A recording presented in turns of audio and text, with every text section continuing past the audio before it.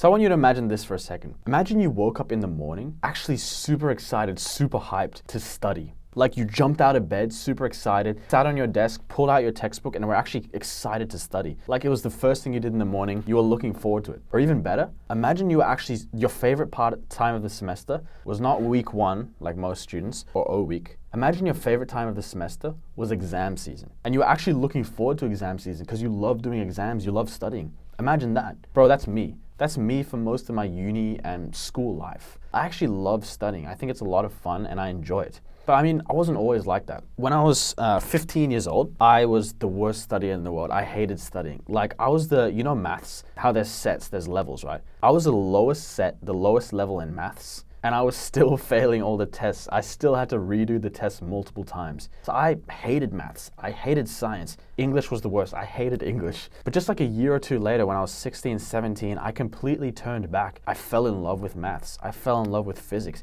I fell in love with English even. You know, I would like exam season, I would have dreams about physics. I was like, you know, a lot of the time, throughout high school, what I would read before bed was literally my physics textbook. Like not even some like interesting book about physics, but literally the book I was using in class, the physics textbook. So here's the thing, enjoying studying, most students hate studying.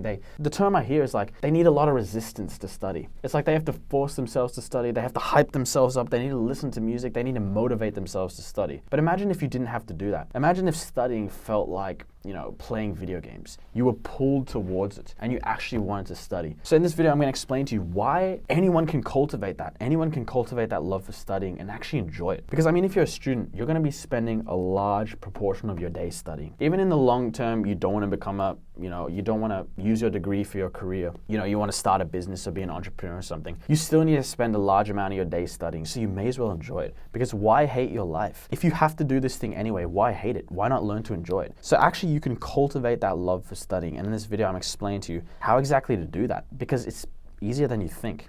By the way, I'm super excited. I have created a free online community where you can meet like-minded people, exchange value, and it's just a good time overall. First link in the description, join the free online community now. So first of all, you have to understand that enjoying a subject is actually a mindset. Because here's the thing, we can enjoy anything as human beings because when we're in a flow state, when we're learning something, you know, as human beings, we're naturally curious. We're naturally curious to learn things. And as long as you know, for example, let's say you're a geologist and you love studying rocks. A geologist has this like positive mindset when it comes to studying rocks. They're like, oh damn, I love rocks. I want to study rocks. It's so fun. It's so good. But someone who's like kind of new to geology and doesn't really like it, they'll kind of approach it and they'll be like, who gives a shit about rocks? It's just a random, you know, block on the ground. I don't care about rocks. You know, there's rocks everywhere. But if you approached rocks with a different mindset and you were like, okay, this thing comes from the earth. It's millions of years old. It's a beautiful, natural part of nature. Then you can actually fall in love with geology. This is a weird example, but what I'm saying is the approach you take to the subject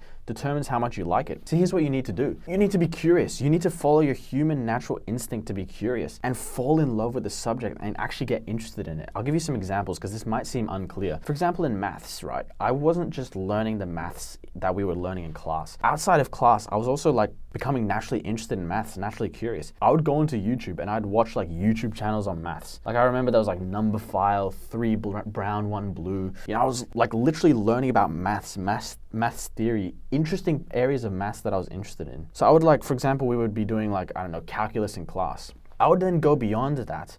I would go to YouTube. I would learn maths through YouTube. I would find interesting YouTubers on maths. I would look at interesting maths theory, all this stuff. So you approach the subject like you're a scientist, like you're curious, like you're naturally, you know, interested in it. For example, when I was doing physics in high school, I took like a massive interest in it. Like I would like walk outside and I would try to see the stuff I was learning in class in the natural world. You know, I'd like look at the stars and be like, damn, you know, that's a what's it called? That's a Cepheid variable in the sky. You know, oh damn, the universe is expanding right now. I listen to like interstellar music and get myself hyped up. So, you know, get yourself hyped up, approach it like a scientist because you can fall in love with anything. Because human beings, we're naturally curious. So the problem is students approach studying with a negative mindset. They're like, okay, I need to force this stuff down into my brain so I can pass the subject. instead of going, okay, this is maths, this could be interesting, let me approach it and be interested in it. Because that's the problem with school. School, as human beings, like I always say, as human beings, we're naturally curious. But the education system takes the curiosity out of us. It takes the human being's natural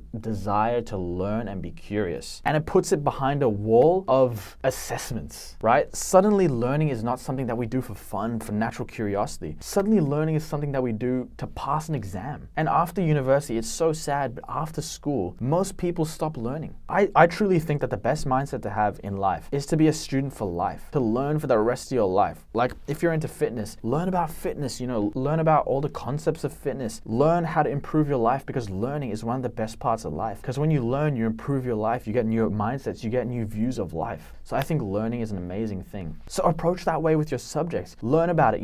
You might think, oh, but it's extra work, bro. Why would I go into YouTube and watch random maths videos, random physics videos? I don't have much time. I gotta focus on the material. That's true, but slow down. Slow down with your subjects. If you're trying to use as little time as possible to study, then you're not enjoying the material, right? If you're actually enjoying the subject, you would want to take longer because you're actually enjoying it. So it's this kind of paradoxical thing, but you may have to invest a bit more time into it. But the return is that you'll enjoy the subject more. It'll be a lot more fun. So that's the first thing I can tell you. Be naturally curious, approach the subject. I'll add one more thing on this. You might think like, oh, but I'm not a maths person. I hear this all the time from students. I'm not a maths person. I've always been bad at maths. I don't have the maths gene. I don't have the physics gene. I suck at spelling. I suck at English. Do you really? Do you really not have the maths gene? Okay, look, if you don't have the genetics to, for example, be a gold medal Olympic swimmer, fair enough. To be a gold medal winner, you do need some elite genetics. You do need some elite genetics. You do have to be like really gifted. Like for example, to be, number one in swimming in the world, you might have to have, specific body. You might have to have really strong lats naturally and stuff like that. Okay, sure, when it comes to the top 1%, 0.1%, sure, genetics matter. But to do well in high school maths, to do well in high school English, genetics don't matter at all. Any motherfucker, any motherfucker watching this video can get A+ in the highest set in maths in high school. I guarantee 99.999% of students can do that. But the problem is they have this belief in their head that they're not good at maths, that they're not good at science, that they're not good at English, they're not good at whatever subject. And this belief came out of nowhere. Because it's not like you have some kind of gene inside you that says like, oh, I suck at maths. So this belief that you have about yourself, that you suck at something, where did it come from? Because if you truly dive in and ask yourself, you'll realize it came out of nowhere. So if you believe you suck at maths, if you believe you suck at anything, that belief is not your own belief. It came from some random place and you simply adopted it without questioning it. For example, let's say you're 10 years old, you do a maths problem, you get it wrong, and your friend says, oh, you suck at maths. Might seem like such a small event, right?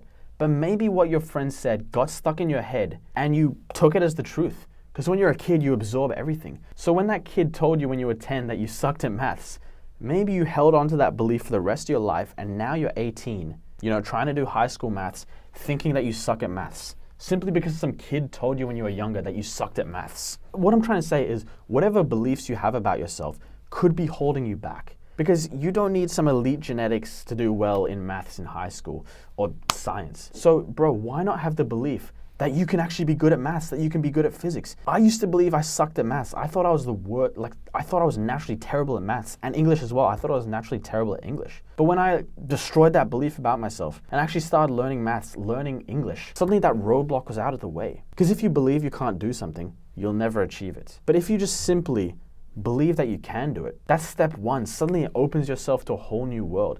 Like, this is gonna seem crazy, but a belief I currently have about the world is that earning $15,000 a month online is doable for anyone.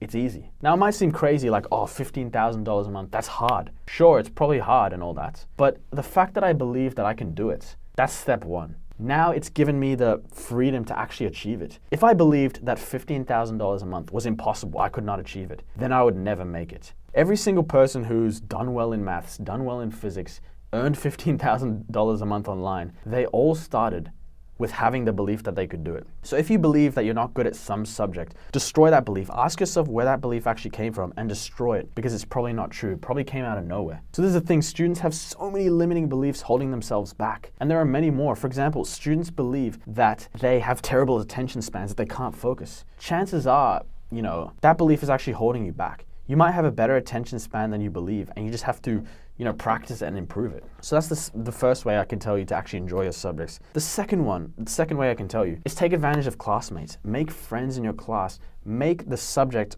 kind of a social thing. If you make friends in your class, suddenly you're not just studying the subject for yourself, you're studying it for other people. Now, because what you can do is you can give value to your classmates. You can say, hey guys, I've been working on this question, here's my answers. You can discuss answers with your classmates. You guys can collaborate. Now you might think oh, but bro, I'm just doing this subject for myself. I don't care about these guys in my class. I don't want to impress them. It's not about impressing them. First of all, it's about giving value to other people, helping other people. But also, when you have other people in your class to motivate you, it actually makes it so much more fun. Suddenly doing the subject is not some kind of solo lone wolf thing. You're doing it as part of a team. You're doing it with your classmates. So that's the second thing I can tell you. Get involved with your classmates, make friends in your class, collaborate with them, enjoy the subject with them. Because if you're falling behind, they're essentially keeping you accountable. Because if you're falling behind, and your classmates are discussing this week's material and you're behind, you're not understanding, you're going to feel a bit shitty, you're going to feel a bit shamed that you're behind. So actually having classmates, people to push you, that can be another way to actually enjoy the subject and make it fun. And you guys can go to the exams together, chill after class and stuff like that. So that's the second thing I can tell you. The third thing to make studying enjoyable, this is going to be hard because you might already be in this period, but don't fall too far behind. If you fall far behind in your subject, suddenly you have to work, you have no choice but to crunch and rush the material, and you start to hate it. So this is gonna be easier said than done, but don't fall behind. So I'm gonna end this video with a quick visualization that can help you do the work now. This will motivate you to do the work now. So I want you to imagine yourself a few days before an exam. Pick an exam that you hate in your school. Imagine yourself a few days before the exam. And imagine yourself, you've left all your studying to the last minute, you've done pretty much nothing all semester, and now you have 2 days to learn an entire subject. You're gonna have to be working 6 hours for the next 2 days. You're hating your life. You've got 5 energy drinks ready to go. Your friends are inviting you to go out, but you're texting them oh, I can't go out, guys, because I got to study for this exam that I have in 2 days. And you sit down and you got to grind for 2 days. The reason you're in this situation is because past you was lazy. Past you didn't put in the work to stay up to date with the material, and you fell so far behind that you only had 2 days to study for the exam. So whenever you're not feeling like studying for your subjects, you're feeling unmotivated, visualize the worst case scenario. Visualize yourself a couple days before the exam, a week before the exam, realizing you're so far behind and you have so much that you have to do. So use that as a push and start doing the work now. So hopefully this video helped, bro. See you later.